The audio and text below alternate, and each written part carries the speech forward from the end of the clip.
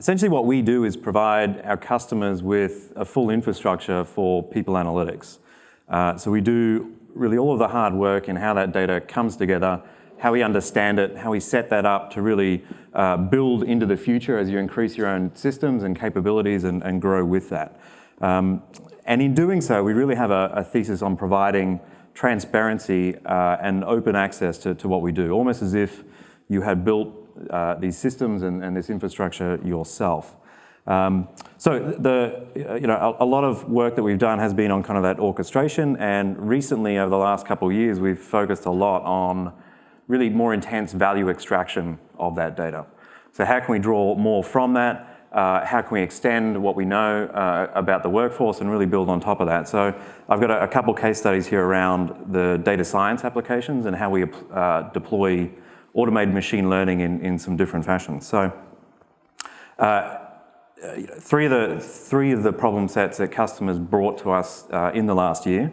The first is really kind of taking a different look at our analytics infrastructure and helping to move between systems and create some of that data portability. And the other two are really that application of data science that I'll move into.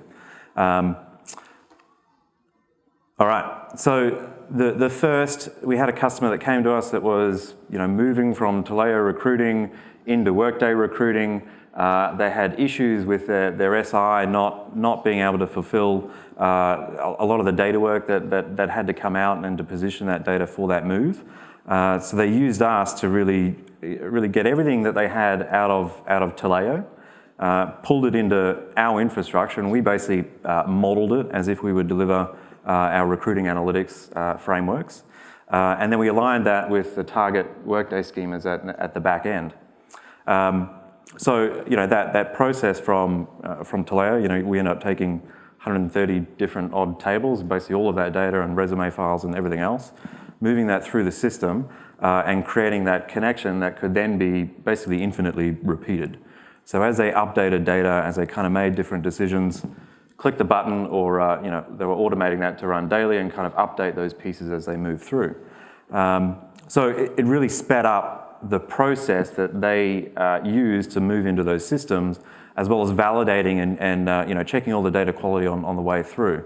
And at the back end, once it was in Workday, we bring it back in and check that those two things match, and this is what should be there. So pretty interesting use case, but the reason I bring it up is that we've always had a view that we don't think large enough about the infrastructures that we're using, that we're building for people analytics. If we're doing this right, we have a perfect data store where there's a whole lot more use cases for the consumption of that data than just what we're delivering in an analytics function. We're feeding to other departments, we might be feeding to other vendors to make sure that they're working. But that ability that we see in the future, it will make it a lot easier to actually move between these systems. So if we think about really our data almost living on its own, that really it should be the piece that survives the longest in all of our technology pieces, then when we look at our current HRIS and ATS, they almost become temporary. If we can move between them, then we can choose the pieces of a technology that fit us best, that are going to manage our transactions best from month to month or year to year, and we create that ability to move. But our data needs to maintain that history, it needs to out-survive, and it needs to outlast any of that technology. So I think that's coming down the road. It's obviously a change in thinking about how we look at these pieces, but it's a longer term view that we hold is going to materialize. All right, so the next two cases are really about applications of using some automated machine learning tool sets. And we built really a way to orchestrate the data science that we apply on top of this data. So we have a product called One AI that essentially is an automated machine learning engine. It creates machine learning pipelines and allows us very quickly to look across every piece of data that we hold for a customer, build hundreds of different models and basically test them against each other to find the best one that fits for that problem. So it's massively good at doing that, and we can essentially point it at any target within the HR system. So a customer came to us with a problem around their survey data. They'd just gotten all their survey data back. They weren't seeing a whole lot of information kind of coming out of those pieces. They were telling us about it, and we thought, oh, why don't we throw this into the One AI engine and see what we can develop. So we pointed it at the overall engagement scores, or essentially predicting on whether a person is going to be a highly engaged employee.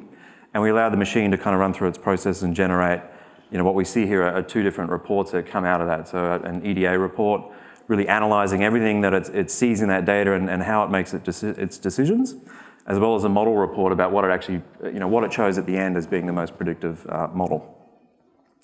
So looking at the EDA, as it looked across each of those questions, it's identifying what it sees in that. It's processing that data so it's ready for those models, but it's generating a whole bunch of statistical information about what it sees for each of those questions. So, this question, it would take a lot to get me to leave this organisation.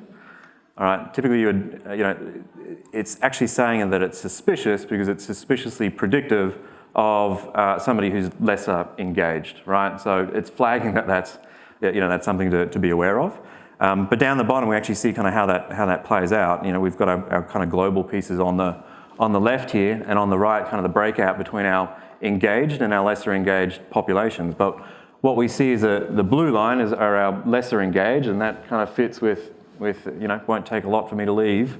But our highly engaged employees are really right across the spectrum. And we saw this across a number of the questions that were coming out of that. So it was pretty interesting that even our engaged people, it wouldn't take a lot to have them leave the organisation as well. So something concerning that they weren't necessarily expecting. So this was cool, and we didn't even really use the predictive model. We were using it as a diagnostic tool as we start to draw more information from that data set. All right, so the second one is kind of on a larger scale, and I can go into more detail when covering some of this in the breakout session later. But we had a customer that needed to really build more decision support into a workforce planning process that they were having to run almost weekly. So this was a company that had grown pretty quickly. They had then received a mandate that they had to hold steady. So their processes was really to keep a steady headcount. They weren't allowed to grow.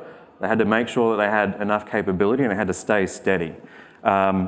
So what we did with them was really build a number of different models to help predict really just how many requisitions they needed to open this week, right? So as we look at turnover, we needed to know just how many people were going to leave. We fed it as a feature into that, a person's risk of leaving. We had needed to know on the requisition side how long it was going to take to fill the existing open requisitions, as well as any new ones that we were going to create. So when you kind of create those multiple models, what you end up with is kind of this huge.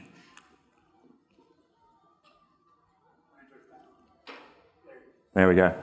A massive number of models that are being created. So for each of those, it ends up creating 5 models for kind of each department, each area. And each of those, it will then create kind of hundreds to find out which is going to work best for that problem. So there's a massive kind of scale that ends up being created. And at the end, what we, in order to answer that question of how many requisitions do we need to open, 5 models per significant region or department ended up being 50 models running on a weekly basis. And all of that was needed to be orchestrated and kind of flow through on an automated fashion, because basically no human is able to keep up with that level of scale.